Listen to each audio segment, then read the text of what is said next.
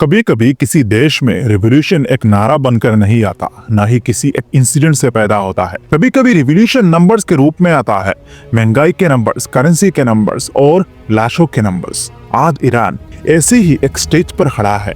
यह सिर्फ प्रोटेस्ट की कहानी नहीं है, यह एक ऐसी सिस्टम की कहानी है जो अंदर से क्रैक करना शुरू हो चुका है। दोस्तों, वीडियो को शुरू करने से पहले प्लीज इस चैनल को सब्सक्राइब कर देना और साथ ही साथ बेल आइकन दबाना मत भूलना। अगर आप ईरान को सिर्फ हिजाब, न्यूक्लियर बॉम्ब या अमेरिका इजराइल के एंगल से देखते हो तो आप पिक्चर का सबसे इंपॉर्टेंट हिस्सा मिस कर रहे हो। ईरान का असली क्राइसिस इकोनॉमिक है। पहले 10 सालों से महंगाई बढ़ती गई, सैलरी वही रही, जॉब्स कम होती गई और फिर दिसंबर के एंड में एक चीज हुई जिसने लोगों के दिमाग में फाइनल लाइन क्रॉस कर दी। $1 के लिए लोगों को मिलियन के ऊपर रियाल देने पड़े। इस मोमेंट पर लोग समझ गए ये टेम्पररी प्रॉब्लम नहीं है, ये परमानेंट कोलैप्स है।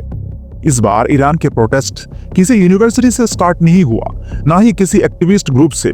ये प्रोटेस्ट बाजार से शुरू हुआ। ईरान में बाजार सिर्फ दुकानों का क्लस्टर नहीं होता, बाजार एक इकोसिस्टम होता है। Small trader, transporter, labour, supplier, local family सब इसी से जीते हैं। जब तेहरान के ग्रैंड बाजार ने शटर्स गिराए तो ये एक सिग्नल था। अब सिर्फ आइडियोलॉजी नहीं, सर्वाइवल का सवाल है।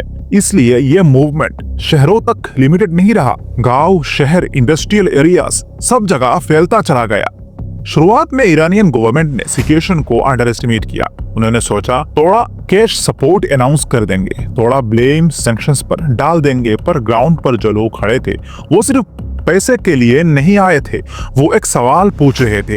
अगर सिस्टम हमेशा हमसे सैक्रिफाइस मांगता रहा और बदले में कुछ ना दे तो सिस्टम का मतलब क्या है? यही से गवर्नमेंट डिफेंसिव मूड में चली गई। जैसे ही प्रोटेस्ट एक्सपांड हुआ, स्टेट ने अपना फेमिलियर वेपन निकाला। प्रोटेस्टर्स को फॉरेन एजेंट्स बोला गया, इजराइल और अमेरिका का नाम जोड़ा गया, मीडिया कंट्रोल किया गया और फिर force, live ammunition, midnight arrest, public intimidation. Human rights groups के मुताबिक 500 से ज्यादा लोग मारे गए। इंटरनेट शटडाउन कर दिया गया ताकि कोऑर्डिनेशन और एविडेंस दोनों टूट जाए। पर डिजिटल दुनिया में कुछ भी पूरी तरह से छुपाया नहीं जा सकता। अब सवाल ये है, पहले भी तो प्रोटेस्ट हुए थे, इस बार क्या अलग है?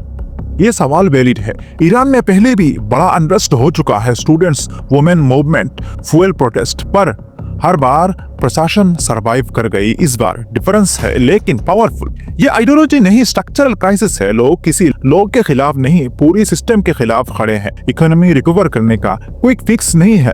इन्फ्लेशन को स्पीच से कंट्रोल नहीं किया जा सकता। करेंसी को पुलिस से मजबूत नहीं बनाया जा सकता। प्रशासन का कॉन्फिडेंस कम हुआ है पिछले कुछ सालों में। मिलिट्री प्रेस्टीज हिट हुई, रीजनल अलायंस वीक पड़े, इकोनॉमी और कमजोर होती गई।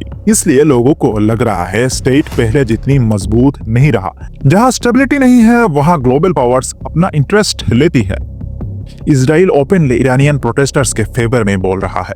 अमेरिका मिलिट्री ऑप्शंस की बात कर रहा है, पर ईरान वेनेजुएला नहीं है। यहाँ डायरेक्ट एक्शन का मतलब पूरा मिडिल ईस्ट में जंग शुरू हो सकता है। इसी वजह से अमेरिका के लिए भी ये सिचुएशन ट्रिकी है।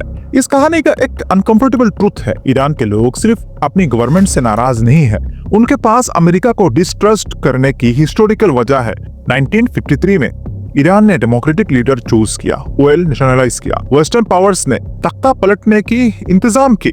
इसलिए जब अमेरिका डेमोक्रेसी की बात करता है, ईरानी सवाल पूछते हैं, डेमोक्रेसी तब याद क्यों नहीं आई थी? हिस्ट्री एक चीज क्लियर दिखाती है, जब internal movement external military agenda में कन्वर्ट हो जाता है तो रिजल्ट रिवॉल्यूशन नहीं होता, रिजल्ट होता है power vacuum, instability, resource exploitation. Iran के लिए सबसे बड़ा चैलेंज ये है कि वो अपनी लड़ाई को इंटरनल रखे। अब सवाल ये है कि आगे क्या हो सकता है? 3 पॉसिबिलिटीज है। फर्स्ट, सिस्टम अपनी फोर्स से कंट्रोल कर ले। सेकंड, लॉन्ग टर्म इंस्टेबिलिटी चालू रहे। थर्ड, ग्रेजुअल इंटरनल ट्रांसफॉर्मेशन हो। कौन सा होगा ये डिपेंड करता है प्रोटेस्टर्स की डिमांड पर, सिस्टम के इंटरनल क्रैक्स पर और एक्सटर्नल इंटरफेरेंस पर। आज ईरान एक ऐसे मोड़ पर खड़ा है जहां हर डिसीजंस का रिपल इफेक्ट होगा। यह सिर्फ ईरान की कहानी नहीं है, यह वार्निंग है उन सब सिस्टम्स के लिए जो समझते हैं कि डर हमेशा इकोनॉमी और डिग्निटी पर जीत जाता है।